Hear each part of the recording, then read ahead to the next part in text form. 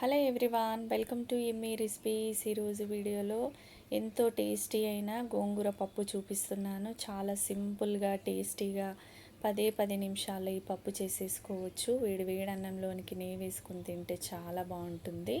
ఈ పప్పు కోసం ఇక్కడ ఒక కుక్కర్లోకి 1 కప్పు దాకా కందిపప్పు తీసుకొని ఒక 2 సార్లు బాగా కడిగిన తర్వాత ఇందులోకి ఒక 1.5 గ్లాస్ వాటర్ యాడ్ చేసుకోవాలి.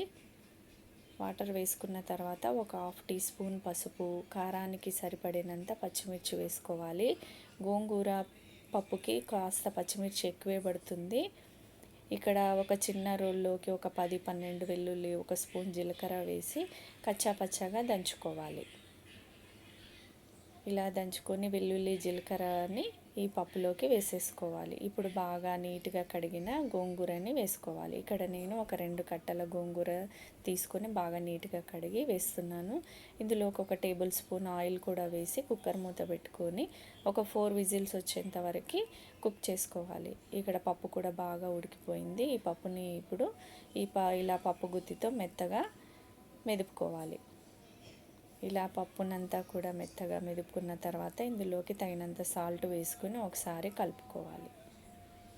మరీ మెత్తగా కాకుండా అక్కడక్కడ పప్పు కనిపించే విధంగా ఇలా పలుకుగా ఉండాలి పప్పు. గోంగూర పప్పు ఇలా ఉంటేనే బాగుంటుంది రైస్లోకి.